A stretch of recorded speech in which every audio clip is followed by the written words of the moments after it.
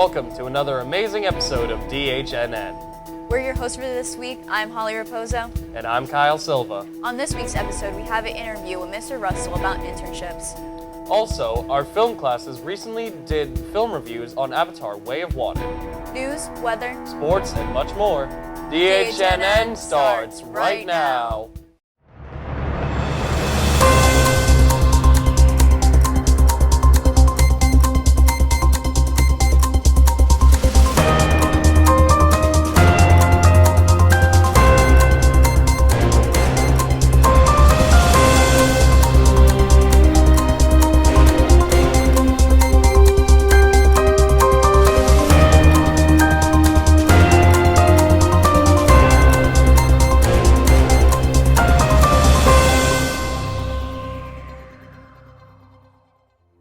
I pledge allegiance to the flag of the United States of America and to the republic for which it stands, one nation, under God, indivisible, with liberty and justice for all.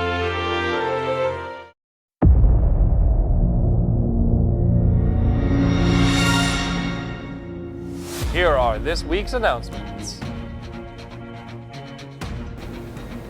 Students, please return any and all loaner Chromebooks and loaner charging cables that you have borrowed to the library as soon as possible. If you need to renew the borrow or have any questions, please come see us in the LMC. AP exam registration and payment timeline, February 17th, 2023, balance due.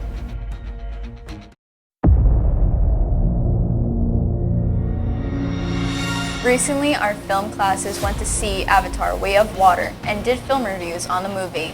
Let's take a look. Avatar 2: The Way of Water is truly a game-changing film with gorgeous imagery and characters of all of the different creatures we see across the world of Pandora. I'm Ella, and in today's video I'll be talking about some of the special effects of this movie and how they even did all of this. Let's get started. The first thing we should talk about is how they even filmed this. Well, director James Cameron opted for a system called motion capture. He liked the system because he could implement the virtual worlds to the real-life actors. When the actors were on set, they had to wear a motion capture suit with sensors that were picked up by tiny cameras. This way, the cameras could pick up the movements of the actor.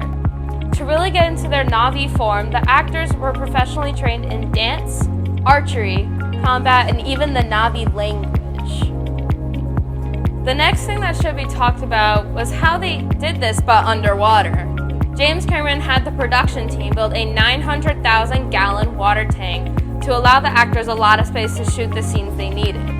Since blowing bubbles would disturb the cameras on their head rigs, actor Zoe Saldana, who played Neytiri in the film, says that they needed to learn different breathing techniques from professional divers and how to slow down their heart rate. This way they would be able to spend a long time underwater to get the perfect shot. Kate Winslet, who played Renal, managed to hold her breath for 7 minutes and 15 seconds thanks to the tactics she learned. So these were a few facts from the making of Avatar: The Way of Water. If you want to see more, it is still in theaters. I highly recommend going to see it and checking it out. Our whole class was so lucky to end up going on a field trip to see the movie, which was really fun. I'm Ella, thanks for watching, and I'll see you at the movies. Avatar: The Way of Water is a breathtaking film with beautiful imagery. Directed by James Cameron, Avatar: The Way of Water follows the Sully family, which has grown since we last saw them.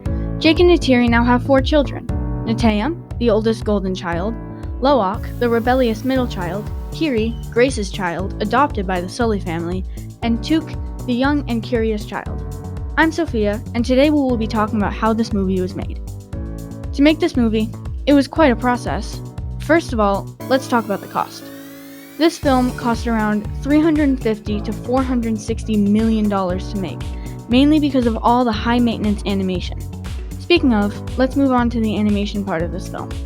The majority of this film was made with CGI, computer-generated imagery, which means the actors used bodysuits called motion capture suits with different stripes and dots all over. There is also a helmet with a camera connected to it, with lights that illuminate and show facial expressions. Actors have colored dots on their face, that way the editing team knows what to integrate into animation. One crazy fact about this film is that the majority of the movie takes place in the underwater world of the Metkina tribe. Yes, that means that the actors actually had to film underwater. They had to take extensive diving and swimming training, learn how to hold their breath for long amounts of time, and on top of all of that, act. Could you imagine that? I definitely couldn't. For this movie, it switches between water and on land. When on land, shots were filmed in New Jersey. For the underwater part of this film, the footage was shot at a studio in Manhattan Beach, California, in a performance capture tank that was 32 feet deep and could hold around 90,000 gallons of water. Cameron wanted filming to feel as real as possible for actors. One of the many difficulties that the crew faced was how studio lights interfered with the motion capture technology underwater. To solve this, Cameron put a thin layer of polymer balls along the surface, blocking the light from shining through. Overall, James Cameron has once again created a masterpiece of a film, and Avatar: The Way of Water is only the beginning of what Cameron plans to make. Currently, profit for this movie has made $1.9 billion in theaters. To make sure the actors who play the silly children don't age too much before the next movie gets greenlit, Avatar 3: The Seed Bearer has already been filmed and will come out in 2024. Cameron plans there to be a fourth and fifth movie as well, if the previous movies make enough money in theaters. I highly recommend seeing this film, as it is spectacular. If you like the first Avatar film, trust me, you will love this one. Now, what are you doing watching this? Go watch the movie!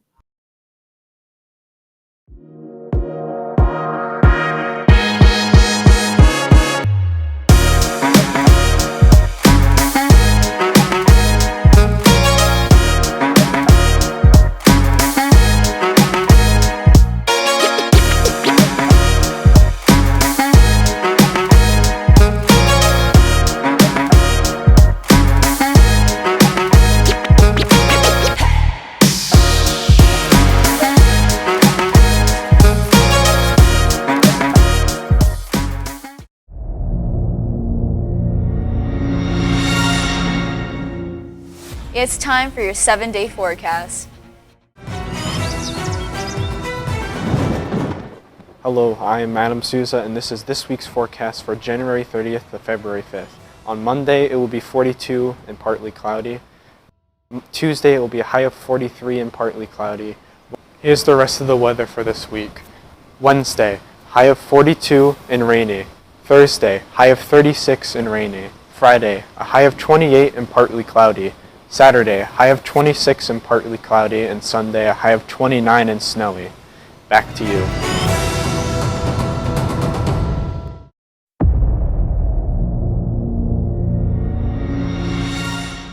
We have an exclusive interview with Mr. Russell about the internship program. Here's the story.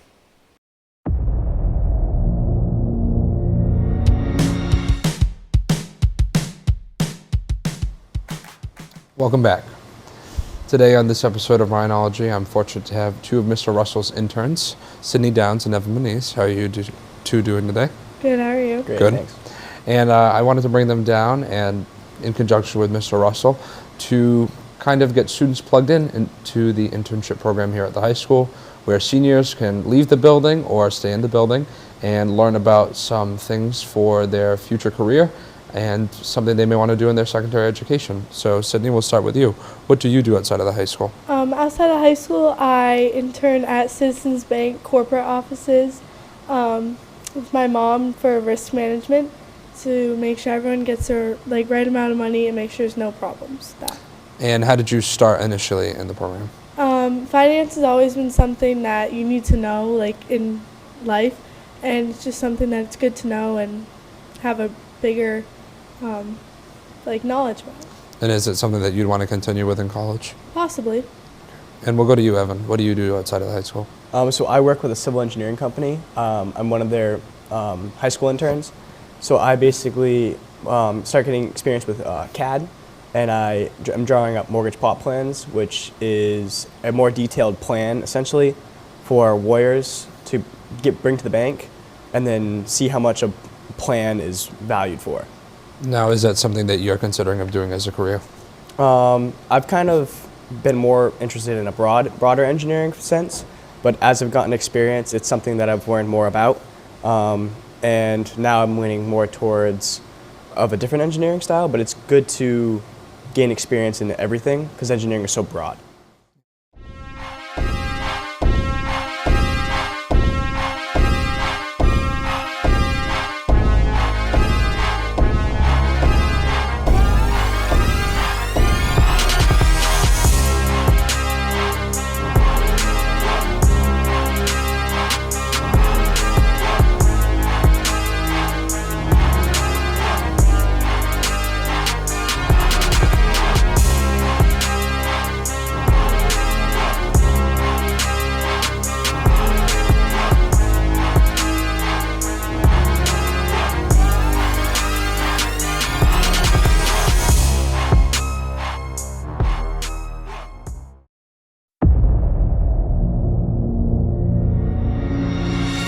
Boys hockey played a great game against Foxborough. Here's the highlights.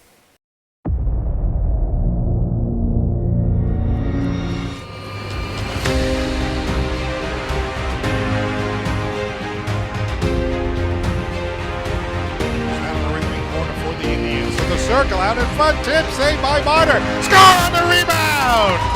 Just great puck movement by the Indians. Moving the puck all around, D to D, down to the forward in the corner, and they're able to get it out in front. The puck's just kind of sitting there, but his team was gassed. The save by Martyr, rebound. Oh, another great save, they score! The initial shot, the rebound, and then the third effort just to get the puck in. Sticking with it. Having that in play, it ends up getting the body, kind of a body a little bit, and then it squirts out over to Easy what to do on that one. I mean, make a good initial first save, juicy rebound, Indian defenders. Back to the right wing corner. He's one shot, score! Yep, as we said, just get pucks on the net, a little rebound effort, and then second opportunity for a goaltender Ashton.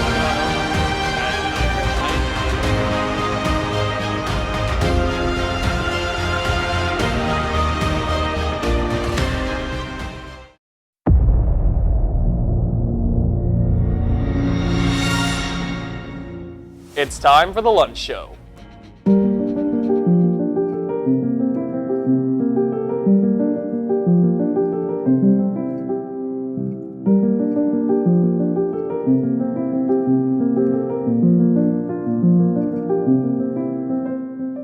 Monday, sun chips, grilled cheese sandwich, sweet potato waffle fries. Tuesday, meatball marinara sub, roasted green beans. Wednesday, no food will be served, it will be your early release day. Thursday, General Tso's chicken, fried rice, roasted broccoli. Friday, classic stromboli, marinara sauce, and tomato basil salad.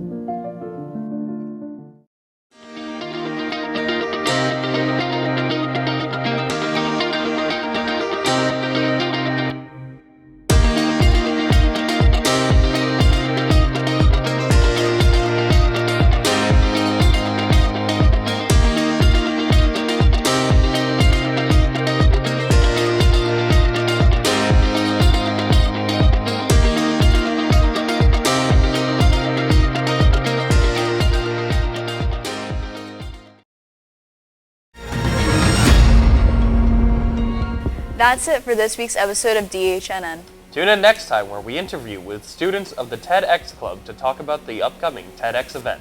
Make sure to like and subscribe and see more episodes of your #1 Dartmouth High news program, DHNN. I'm Kyle Silva. And I'm Holly Raposo. Thanks for watching.